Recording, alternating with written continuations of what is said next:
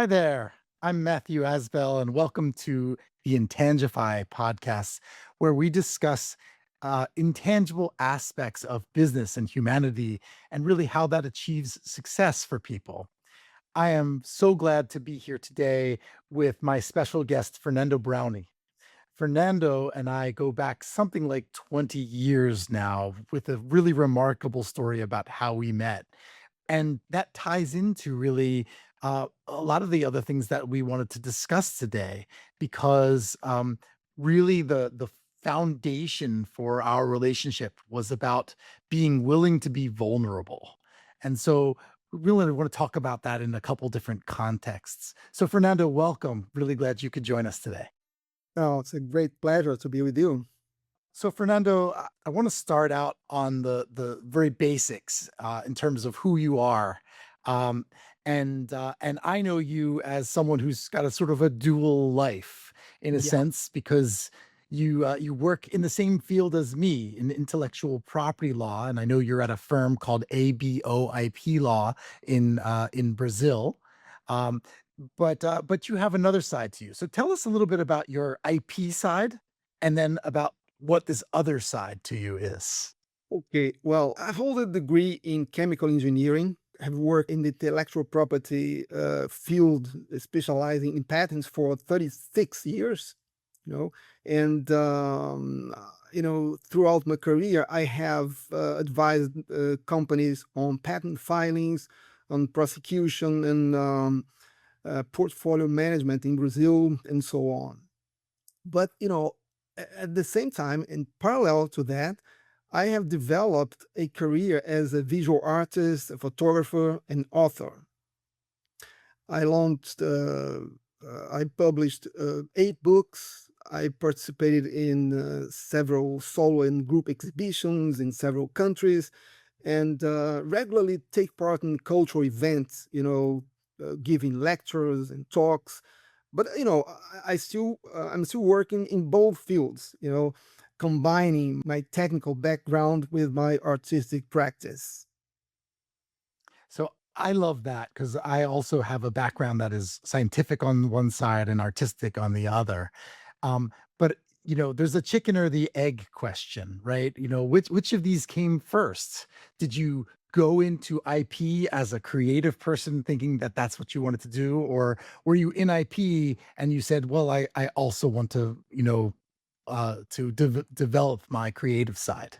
Just to put it into context, I was born and raised in a very, very traditional family in a small town, Friburgo, which is in the mountains, a couple of hours from Rio.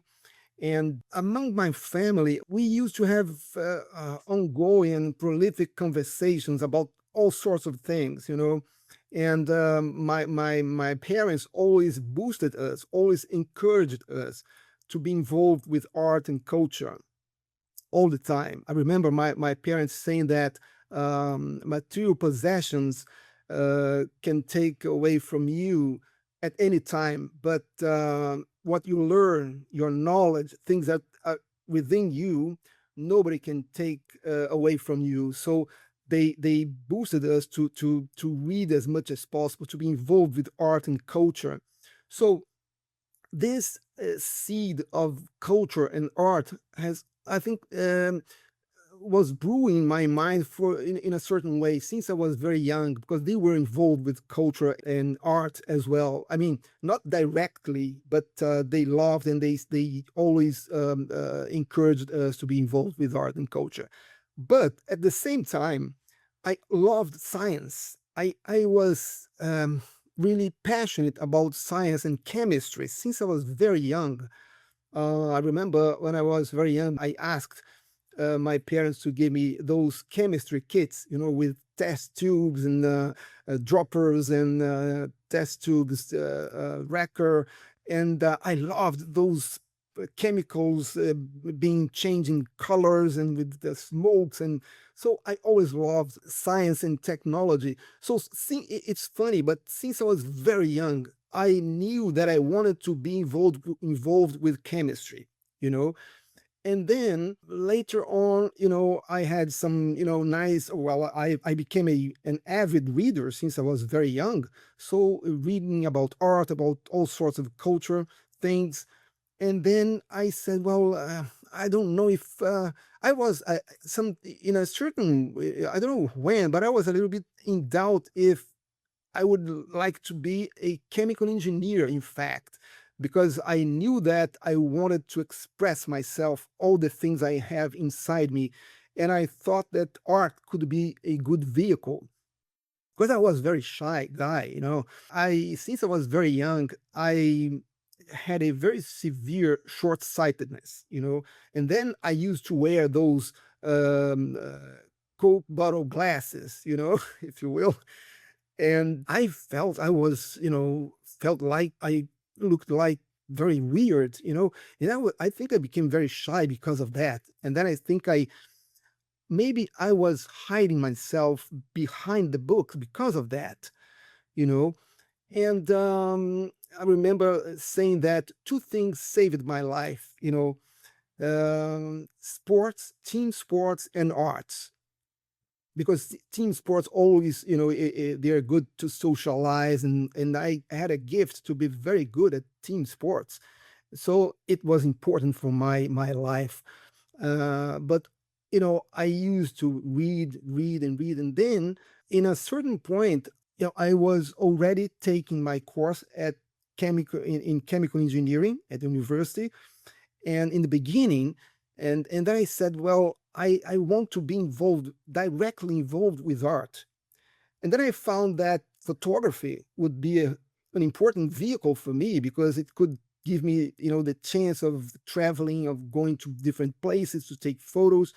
And then I started to be involved with photography as well. So I think in the beginning, science and technology came first, but afterwards, art was, starting to hold a special place in my universe as well. And the thing is, I always thought that for me, art and science always had gone hand in hand, because on one hand, I think that my technical background in chemical engineering and patents gave me the possibility of thinking in a very, how can I say, in a very strict way, a rational way. It taught me how to think, to see things in a um, more direct way, seek connections. I mean, to recognize innovation, to see things in a way that I didn't know, but it was very rational for me, and it gave me that possibility of being very rational. But on the other hand, art gave me the possibility of thinking intuitively, to experiment, to seek and make connections that are not always obvious. So I always thought that these two worlds, in a certain way, they feed one another.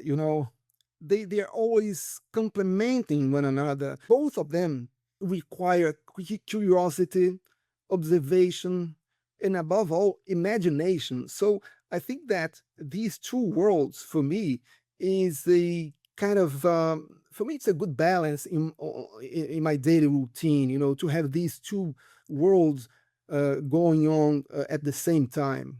I totally get that. I mean, I think of it in different terms, but for me, similarly, like the arts and the sciences relate very, very closely to each other. For me, and why I do IP law, right? It's ultimately about creativity.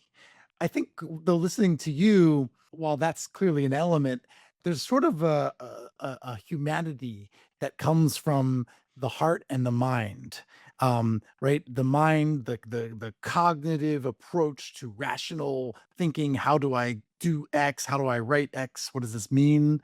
Um, Causation, things like that. Um, and then the emotional reaction, right? What does it mean to you? What does your gut tell you? Where does it come from? How does it impact you apart from what you maybe understand intellectually? And our brains work that way, right? To some degree, some would say like one side of the brain is a little bit more cognitive and the other side is a little bit more emotional. And the unity of that is I think where you can find true creativity and relate to many different people from many different places, because it's sort of a commonality that so many of us have. Um, so that's at least how I interpret um, your your explanation of kind of where the science and the art came from for you. Yes. I think they work perfectly in my case, and I feel that. I remember once I came across an examiner at the Brazilian patent office, and then I was having some coffee, and then he came and sat down and said, "Fernando, it's funny. I was about to tell you, I take lots of petitions, but when I take your petition, I don't need to know the name below. I know it's yours." Because you put things in a way that you mix things in a different way. I don't know why, what's different, but it is. I don't need to see. I know that it's yours. And I said, well, maybe it's the my B side as well, working in my petitions as well. Maybe, I don't know. I love that. I love that. I'm thinking of things I've argued in cases and where I have those moments that I felt that they were particularly creative. Like I totally I could imagine what the examiner was thinking. That's really cool. So, you've been practicing for a long time in the intellectual property space in Brazil and dealing with chemical engineering and related technologies while really devoting your free time to, of course, your family, but to also your art. And I want to understand what the art is and what you've been doing with it. So tell us a little bit about, I mean, you said photography. I've seen this, but I think you need to, help explain to people who are listening and watching here, what do you mean? What is this art that you're doing? What are in these books and in the exhibits that you've done? Yes. Well, there is a funny story. When I once I had a solo exhibition in Manhattan, Midtown, and I was at the same time launching one of my books that I'm going to talk about this because it has to do with this, and having this exhibition. And then there was a huge line to sign the books, and I could see that there was a guy there waiting quite a long time, and he was waiting, waiting, and then he was the last guy who came to sign the book to have it signed.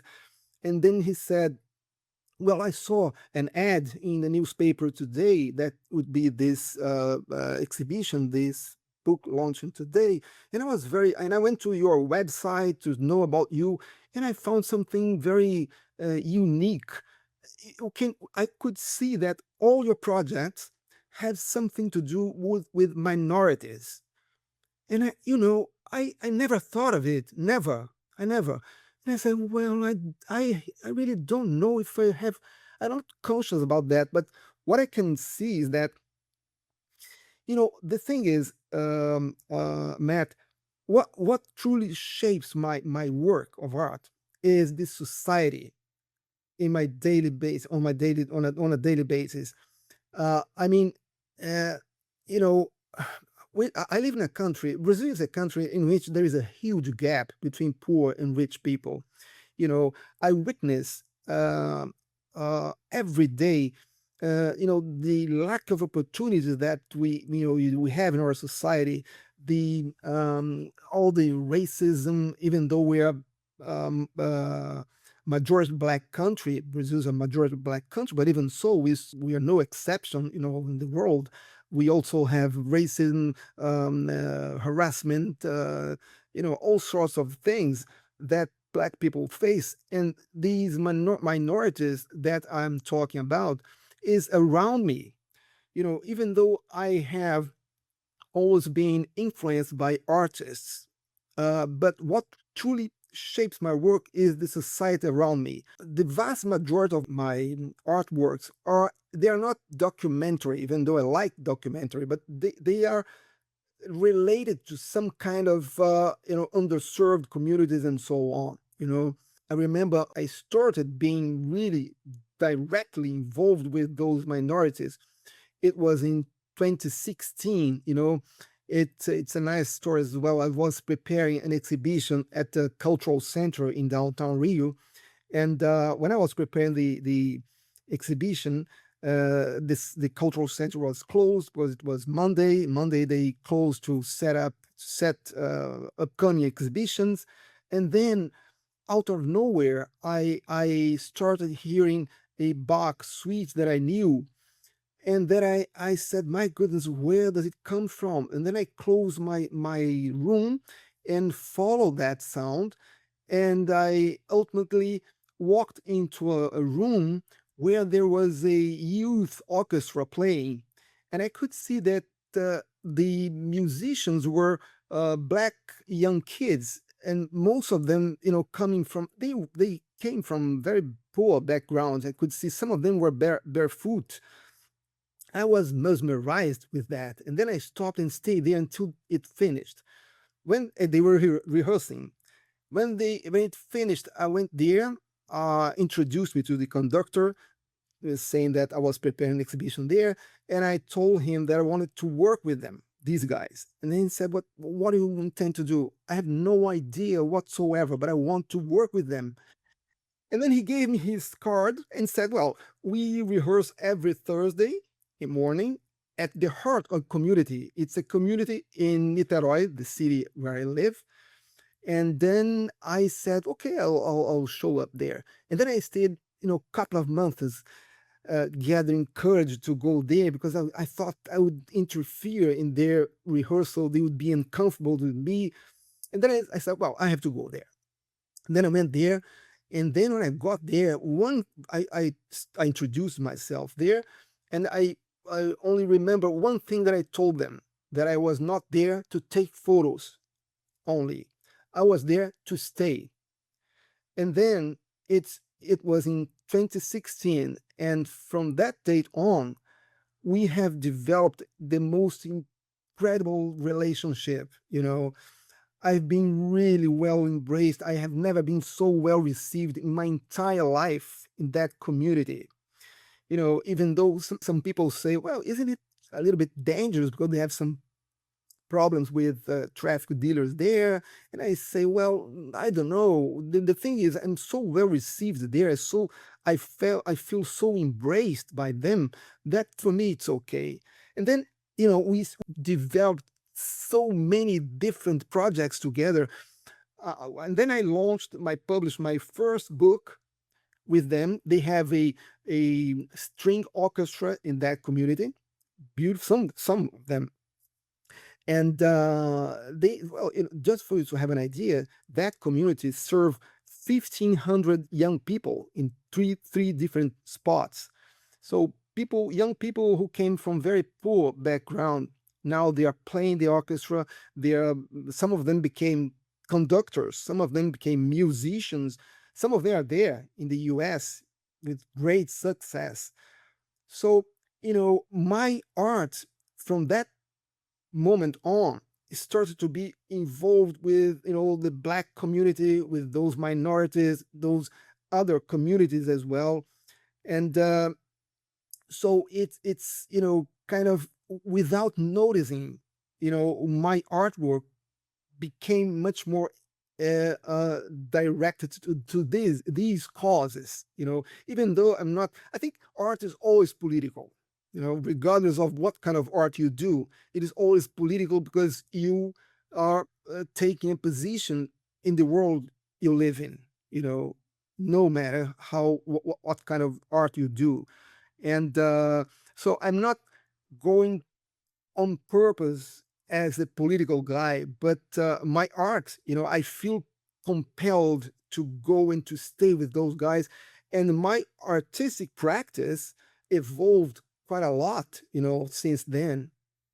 So, in my current project, in which I've been working, nowadays, is a book, and it is about also about their community because it's about black women as well from that community as well.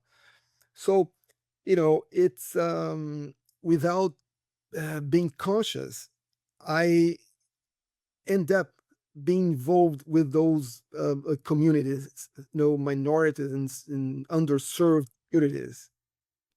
So I think, going back to sort of what I raised as the sort of subject matter theme of our discussion, this idea of vulnerability, that that it took a great risk for you and continues to take a risk for you to enter into a neighborhood where there's some drug trafficking and crime and things of this nature, um, and to open yourself up to a community that is alien to you in the sense of it's not your upbringing, and you put yourself there. And I think also that you put yourself there without an agenda. That's the word I would use. Without an agenda. The agenda is, right, I am an artist and I'm going to photograph you, and you are them. You are the others that I'm going to, that are the subject of my art.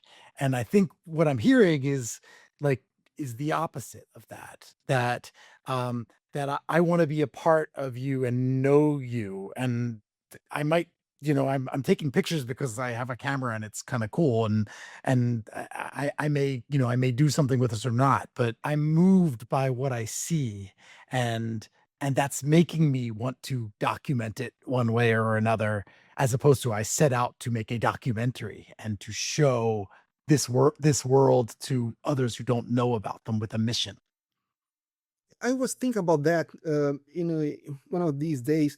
As I said, I was born and raised in a very traditional family, and I always felt like as if I was in a bubble because everything was ready for me. My dad was a well-known guy. My family, a traditional family there. So what I did, I felt very uncomfortable with that. It's just the opposite that could seem to be the reasonable thing. But that's why I took my first very important decision in my life, which was when I was 15. I asked my parents that I wanted to leave home, and they were really scared. Why are you leaving home? 15. I said, I need to go. I need to go. I need to know the world. I need to know my people to understand my country. And then they said, well, okay. And then I moved from Fribourg to Rio, my mom's sister, and she was really rich. She had she gave me all the comfort. I studied in a very important high school in Rio, and the all the people that even though my they were not my peers. I couldn't feel that, you know, and then I had to, and then I did another movement because in Rio, when I was there, even though I lived with my aunt, I took all decisions in the school. When parents went to go there, I was the one who was there to take decisions. I was my own lawyer. you know, it was very hard, really hard for me. But I paid the price. I thought it was important for me to be boxed out, to be out of that bubble. And then I said, no, I'm still uncomfortable. And then I asked my dad if I could go abroad, and he said, "Well, my goodness, where this guy is going to?" And then I went abroad, and I stayed 1 year in London. I stopped university and stayed there, to learn English. Basically, it was because of that. And there, it was another challenge for me because I was really alone. We didn't have computer, cell phone, anything. I stayed a whole year without seeing my parents, my brothers and sisters, and I had to do everything on my own. You know, and my first experience with photography was a very important. I think it was a pivotal moment in my whole life when I decided to plan a trip to the far north of Brazil completely alone with my backpack and my camera equipment to know my people, to understand the which country is the one I was born and live. And then I went completely alone, stayed 45 days in small fishing villages in remote village in the heart of Brazil. So it was an experience, a pivotal experience for me, you know. So I always had this movement to try to be involved with the people that I thought was really part of the country. We represent my family, and we represent very, very small percentage of our country. So I needed to know a little bit more and deeper about my country, my people, you know. So I always had that movement to know people. And it's again that vulnerability. I mean, I think the words that we typically use to describe that as is the comfort zone, right? We talk about stepping out of your comfort zone. And if you've had a privileged upbringing or you know, you've had your family's had money and you've had education, I mean, then you've also had the privilege of being able to leave that and then to put yourself in a situation where it's all on you and it's not all provided for you, but that takes risk and there's a fear and a daringness, courage to doing that and to making yourself vulnerable in order to then experience and get the value out of understanding that other world that you didn't grow up with, that makes up so much more of your country than you knew, or or your experience in London similarly, right? To put yourself in that place without foundation and roots, and to grow those roots from scratch instead of only relying on the ones you already had. So I totally can relate to that. I think and I think it's awesome and totally fits with our theme. I want to ask you, you know, so that we don't run out of time. I want to make sure I ask about what's happening with your current artistic project. Um, where people can see it, you know, how anybody can know about it, you know, so that you can share that information. So tell us what to expect. What's the when's this project happening and where can we find out about it or see it?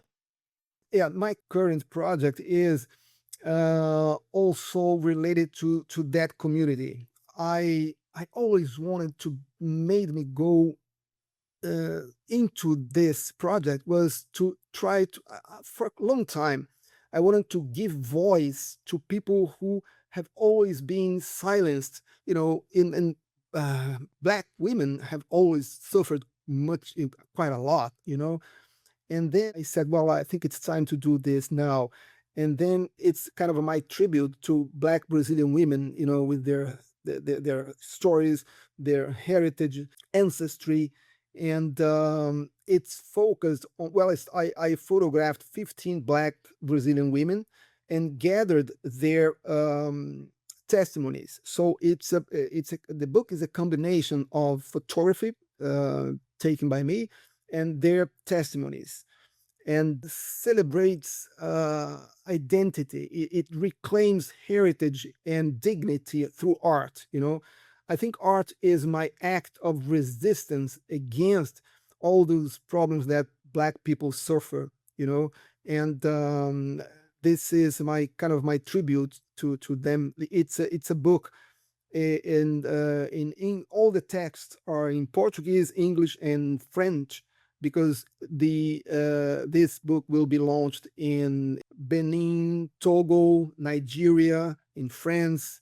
I hope I can launch this in New York as well, and let's see how it works. But the thing is, it's a coffee table book, hardcover, well, really well printed, and it's focused on the black body because I believe that you know, we have to remember that African culture and history has been transmitted mostly through oral traditions, you know, and I think that this oral tradition found in the black bodies the most important vehicle to keep this culture alive, to preserve black memory. So that's why the book is focused on the black body. So I did two launches in two different bookstores. There are some exhibitions already set up in Rio and Friburgo, and if people can, see some of the photos are already in my Instagram, and at Fernando Braune. It's my Instagram and my website as well. It's there. So it's I think it's my legacy, to this to honor this important culture, because we have to remember as well that Brazil was the country which was the most which received the most enslaved people from Africa. Approximately 5 million people were brought from the African continent. So I think that it's a good chance to understand this diversity and the African diaspora in Brazil, represented by Black Brazilian women. So it's in general, this is the theme of the book. So let me get some clarification first on a couple things. Your Instagram is Fernando Brownie, which is Fernando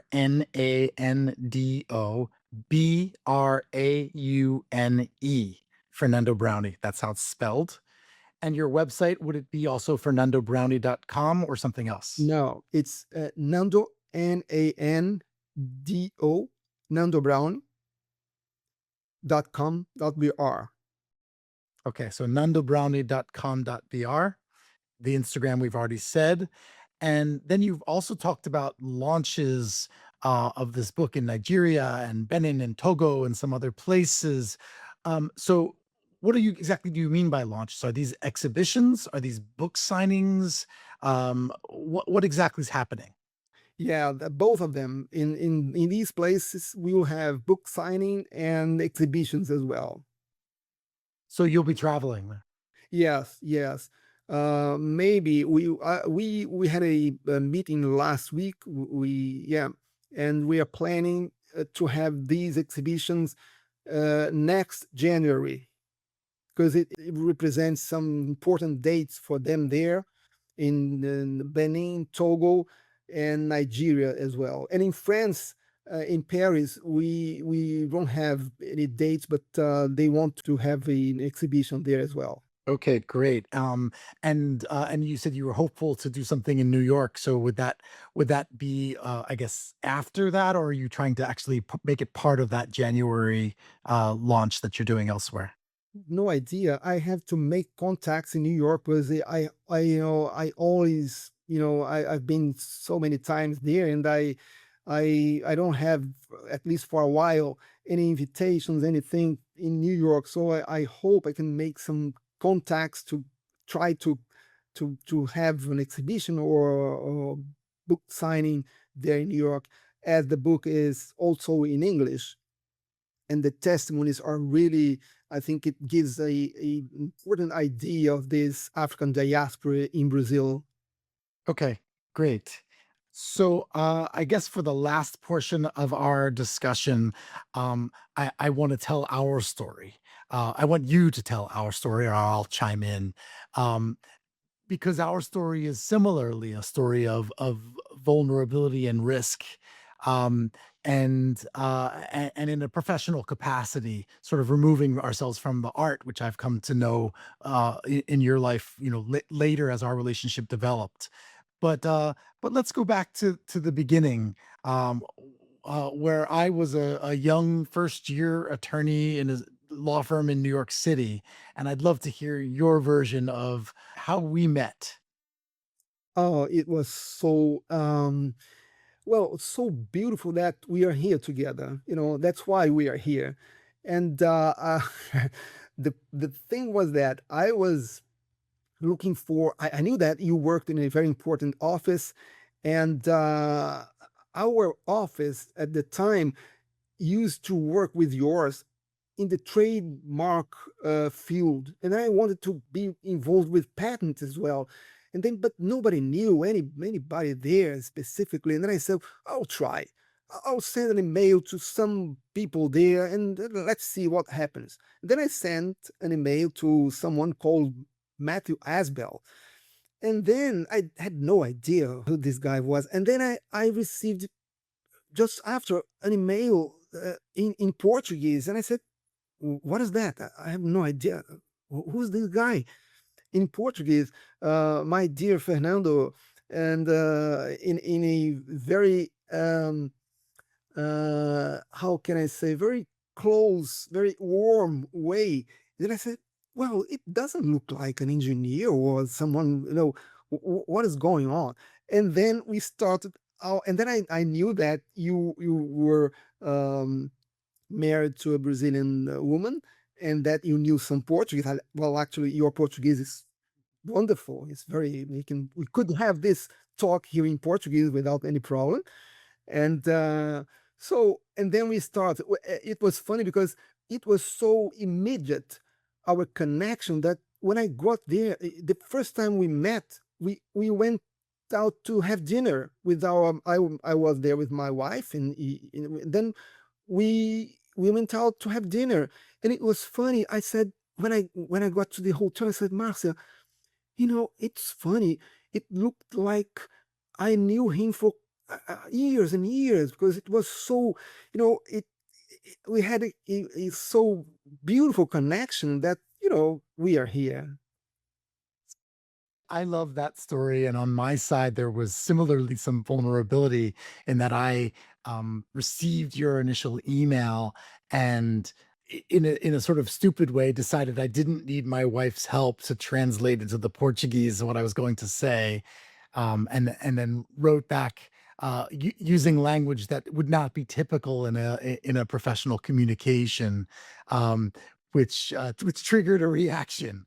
Um, and instantly also, and then when you showed up in New York City that day, we were instant friends. I remember a big hug as our first greeting, and I can still picture it today. But the what amuses me, or maybe amuse is not the right word, is coming from that vulnerability, that outreach on your part, that wrong response, willingness to be wrong on my part, that has lasted 20 years and has had many chapters along the way involving our respective families. Um, your daughter when she came to the United States uh, and experienced a hurricane and got evicted from her apartment and came to live with us, or saw snow for the first time and was afraid to step out of the garage to have the snow land on her. I had these vivid images of these things. Or when she was getting married and my children carried the rings. Um, and it's proceeded like this over the years, sometimes in Brazil, sometimes in the United States. Um, and so much so like that our wives are in touch with each other.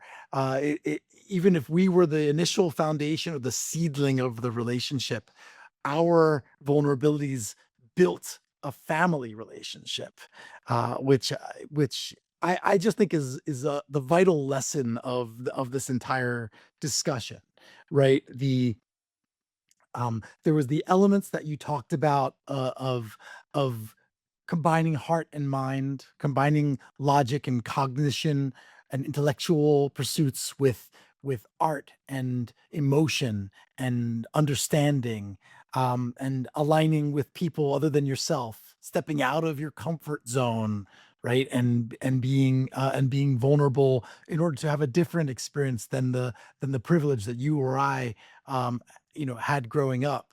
And those things are what have propagated us in our mutual success and our respective successes. You're stepping into the community and being a part of the community and having that then fuel your artistic ambitions and pursuits, so much so that you're traveling, places in the world that many of us could never expect the opportunity to go to, and bringing a richness to those places to share with them that I think will be very moving. So I'm very grateful for the vulnerabilities you've taken and the risks you've taken, and for the combination of intellectual and emotion that you have pursued sort of throughout your career as an IP practitioner, as an artist, and as a person, and as a family member, and a friend of my family. So I really appreciate your being here today to share with us these stories. Well, it's really a great pleasure, Matt. It's always a great pleasure to be with you. Since we first met, I sometimes I forget that you are American. I always think you are Brazilian because you're so close to our culture. You know a lot about our culture as well. So I think that this theme, vulnerability, that's why I think it's so important, this podcast, Matt, because this is what moves people. I mean, when you place yourself out of your comfort zone, you evolve, you develop your, not only your skills but your spirituality. Everything on you comes. I think I always try to put myself out of my comfort zone, and I always try to question my convictions, my assumptions, and always try to experiment the world from different perspectives, because it gives you a wider perception of the world. It gives you a much better understanding of the world, and how you feel, how you position yourself in the world you live in. So it's that's why I think that this podcast is the theme, and how you take it, you do that, is so important. I think it's so that's why I think I'm very, it's an honor to be here and to be part of this project, really. Well, thank you. I really appreciate that from my heart, and I'm so glad you could be here. Now, this is the part where I change. Instead of talking to you, and I'm talking to the viewers and the listeners of this podcast directly, because you too can step out of your comfort zone. And stepping out of your comfort zone could mean going to check out Fernando Brownie's Instagram, right, at Fernando Brownie, or the website at nandobrownie.com.br. Learn about the exhibitions and experience what he has experienced, right, with the Brazilian community of Black women, the diaspora of people from Africa, and see and learn the stories of some of these people, and how it has moved him, and hopefully it will move you as well.